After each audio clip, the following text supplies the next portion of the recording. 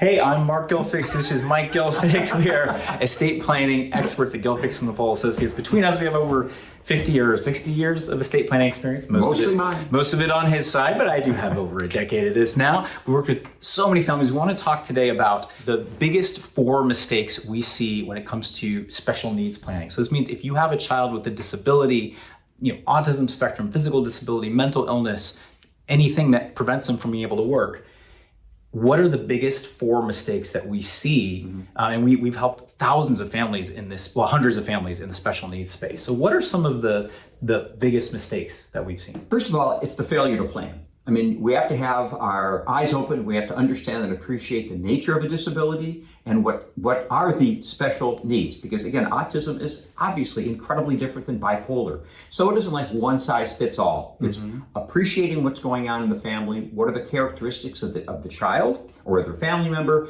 and then doing your planning. So the planning in this context breaks down, I think, into 2 fundamental documents.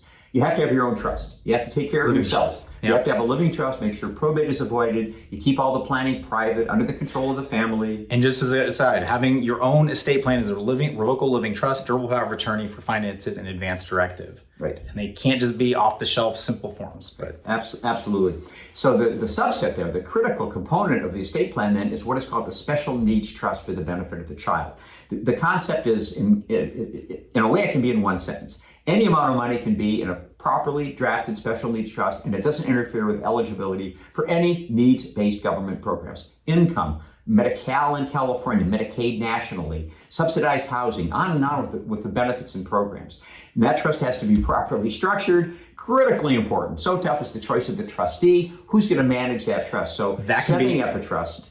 Setting up that trust without finding the appropriate trustee, I'd call that one of the gaps, one of the mistakes that people make.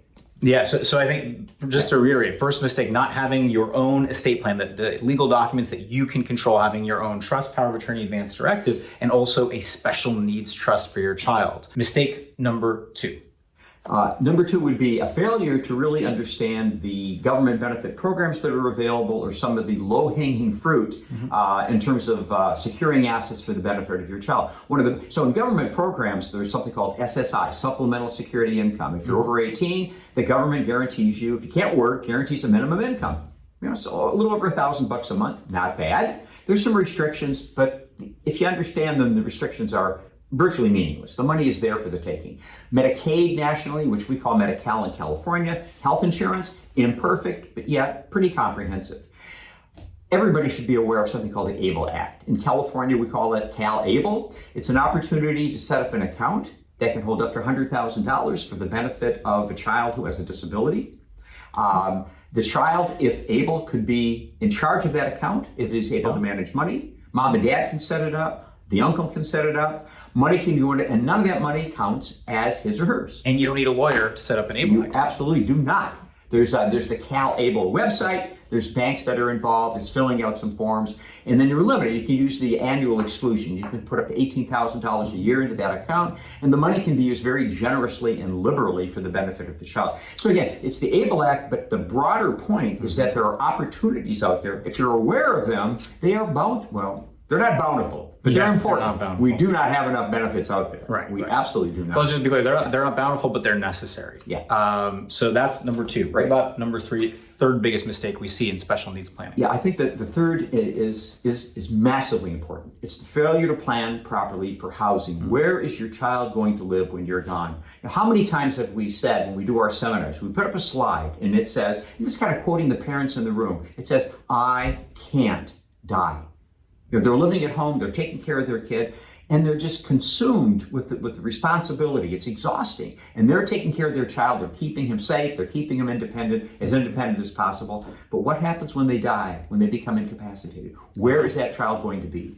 So folks who are very wealthy, very comfortable, maybe they can set aside their home for that child, taking into account the need to avoid the property tax increases. You can't just isolate out the house. You got to deal with, if you're in California, you have to deal with Prop 19 property tax planning. How can you keep property taxes low if you want to hold on to your home or rental? So it goes directly to the housing aspect, the need in the context of special needs planning. You have to avoid these massive property tax increases. You have to. Well, just on the housing, just to take a step back, I had a call yesterday with an estate planning attorney. in the Bay Area, and this estate planning attorney has 2 children on the autism spectrum himself. And he was asking me, he does special needs planning. He was like, have you guys heard about new housing opportunities for my kids? I don't know where they're gonna live. They can't stay in my house. What if your kids can't stay in your house? How do you look into, is it group housing? Is it supportive housing? Any thoughts there on this housing issue? So the first thing to say is that probably for every 10 young adults who need housing, maybe 1 safe bed is available. That's the gap is chasmic. That's crazy. So how do you deal with that? So if you have, if you are blessed with resources, again, you can plan to set aside your family home for that child, but you have to think about a caregiver. Is there going to be enough money in the trust to support the caregiving team that you might need? Expenses for the house, by the way, insurance, repairs, utilities, and here's property taxes. taxes. Yeah, we have to keep hitting on that point, because that's what can sometimes make it impossible to retain ownership of the home. So some will have maybe a second home, sometimes purchased because they want that home to be there for their child. And importantly, sometimes they'll have their child live there away from mom and dad for a transition period while mom and dad are available and alive to help with that transition. Because if the transition happens when mom and dad die, that can be traumatic. It can just be horrific. So another really important opportunity, again, this takes resources. There's 3 clients. We have 3 individuals who are part of groups who have constructed their own group home environments. And that's really interesting. That is fascinating. So we should probably have someone on who's doing that. And I'm on the board of the Pacific Autism Center for Education. And I can tell you one of the things that PACE, wonderful organization, check it out, pace.org, I think, PACE. But PACE has operated group homes for a long time, but I can tell you it is a massive challenge for nonprofits. They are always worried about liability, costs skyrocket, and they're generally money-losing propositions. And I know PACE has tried its best and has faced many issues with this. And I don't think PACE sees group homes as part of the organization's future because of those challenges. So it just it shows even how high priority this is. Sure, and we think about the cost of housing around here. I mean, it's just a horrific problem. So again, there really are some individuals who have gone to other lower cost communities where they bought land. One did on the outskirts of Hillsburg. Another did in the hills around Santa Cruz. They've constructed their own group homes. One of them is doing it, let's say, by the book, where they're seeking, they're complying with all the rules and regulations, which is a massive challenge. But 2 of them are just doing it privately. But now they have a lot of money. Most people can't do that. So I think it's thinking about this proactively, housing. And maybe you don't have to be, once mom and dad are gone, maybe the kids don't need to be in a high cost area. Maybe they just say, look, we're going to ahead of time, you plan for a lower cost of living area, you start building a community there. Maybe if you're in California, you look at the Central Valley, where housing prices can be a fraction of what they are. Then, I mean, the problem there, of course, is while they may not be as functional as another individual, it is the community. They're in a community that they know. But like let's move. But I'm speaking in actual solutions here. I understand you want to have continuity, but my argument here is if housing is a worry, look at lower cost areas, start building that community ahead of time so they have that, because it's not tenable for someone to have to live in a multi-million-dollar property over time. One other thing I'll just throw out on the housing side, the biggest mistake is failure to plan, is maybe you don't worry about owning a property. You just have a trust that generates enough income that you rent the child a wonderful place to live or pays for group housing. So you don't have to leave a property for the benefit of the child, but you definitely need to make sure that you're budgeting for that. And I think that takes us to the fourth. To the fourth biggest mistake that we see when it comes to special needs planning. Right. The 4th biggest problem, I think, is a failure to adequately fund the trust. What do you mean by fund a trust? How much money should there be in the special needs trust once you're gone to take care of your child? Is it $100,000, $200,000? Is it $1 million? Is it 10 million? Is it 10 million? If you look at the cost of living and the cost of care for an individual, especially somebody who needs 10 or 12 or 20 hours of support each day, that cost could be $400,000 a year. I mean, it's staggering. So is there going to be enough money in that trust? And how in the world do you deal with that? Exactly. Yeah. So it's easy for us to say, well, if you budget and you should take a look at what your child needs. And I think it's interesting. I like to frame it as like retirement, right? So it's a time of your life where in theory, you're not going to have any more income. So you're relying on your investments and maybe Social Security, government benefits to pay, but you're really relying on the money you've saved up to generate income and dividends. And the rule for retirement is generally about 4% returns per year. Right now, you can get over 5% guaranteed returns just in money market accounts, but that should be sustainable over the long term. So if you have $1 million put away, you should be able to take $40,000 a year without interfering with principal, broadly speaking. I know that's one of the old rules. Yeah. So I think it's a useful way to think about budgeting for your special needs child. How much are they going to need every month? Multiply that by 12. How much needs to be in the trust so that a 4% or so return per year produces enough income to support your child? Yeah. But easy to do that. But then you're like, okay, I just found out my kid, I need to leave $3 million to a special needs trust. I'm not a multimillionaire. Related to number 4. Yeah. So this is why in most contexts we are not the biggest fans about life insurance, but here, life insurance can be the answer. Yeah, I think that's right. We have so many stories. I will tell one short story.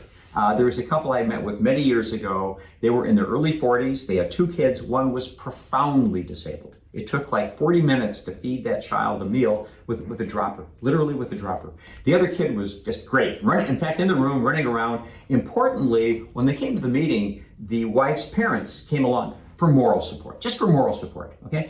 They had assets, but not a fortune. They were gonna leave 90% of the estate to the special needs trust for their disabled child, for all the reasons that we've been talking about, that we're concerned about.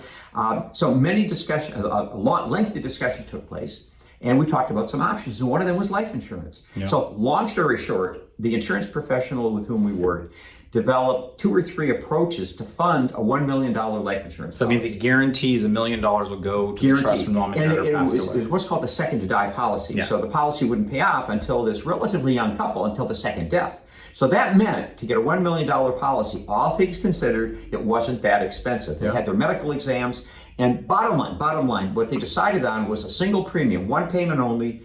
I think it was $62,000. That's it. And the grandparents helped out.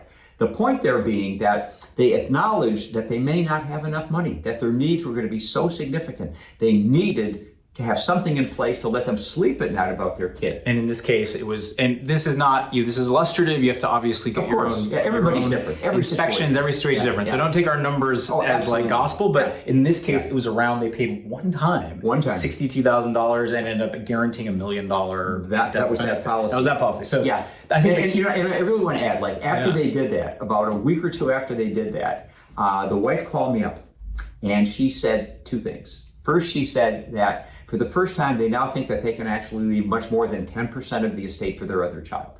And I mean, she was emotional. I swear, she was crying on the phone. Yeah.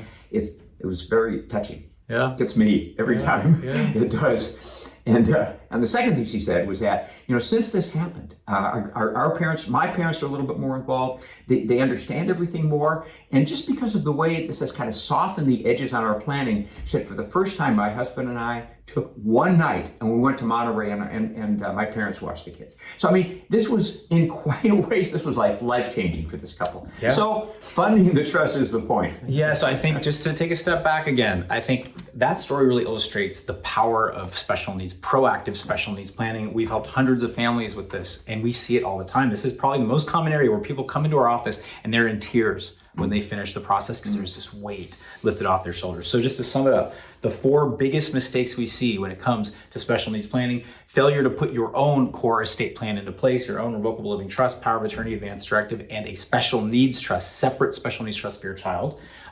Mistake number 2, failure to understand government benefits and programs out there. And that's, SSI, Medi-Cal, Medicaid, and the ABLE Act. Mistake number 3. What was mistake number 3? Number 3 would be the failure to create a properly drafted special needs trust. So you have a vehicle that's going to be there to hold assets that are left for the benefit of the child. Was that number 3? Actually, it was number 2, but you skipped number 2. No, he combined points 1 and 2 into 1. No. So yes, you did. No. Roll the tape. If you're watching this video, go back to the beginning and see this. Let's keep this in for sure. I want people to go back. They have no memory. Comment. No, you combined. We were going to separate them out, but you combined 1 and 2 into 1. So number 3 was what was number 3? These all matter. Housing. Housing was number 3. Yes, proactively think about housing, whether that's leaving a property for your child, understanding the costs, looking at other housing possibilities like group homes, supportive homes, not relying on government benefits or the government to provide that. I think that's absolutely crucial. Unless there's no alternative. Unless there's no alternative, and proactively planning for that. And my thought is, if you're in an expensive area and you don't have enough, maybe start building that community in a less expensive area. So it is an important point. Sorry, we forgot which point was which. And number 4 is funding the trust and making sure there's enough. And one, it's almost a magic bullet, not in every situation, but if you have that shortage, life insurance can be an extraordinary tool to do that. But you should have to understand what's needed in the special needs trust to understand if there's a gap. So, I hope you get something out of this. If you have comments, or if I was right or if he was right about who forgot which point, leave a comment. Right. We did merge. Oh, okay. That was painful. So anyway, I hope you got a lot out of this. But seriously, we do. This is so important, and we don't mean to joke about it too much because this is life. Look, you gotta laugh. You gotta laugh. You gotta laugh. But getting that plan into place the right way can be life-changing, both for you and for your child. So hope you got a lot out of this. Comment. Let us know what you think. If you have questions about this, if you have thoughts for other discussions, let us know. And by the way, note we have a book on special needs planning. Oh, yes. It's available. So it's maybe we can put it on the camera. There we go. Oh, we have some copies here. This is a book that we authored about this Special Needs Trust Creation and Management Guide that Mike and I co-authored. So I hope you got a lot of this. Subscribe, share this. Hope everybody's staying safe, sane, and healthy. Take care. Take care.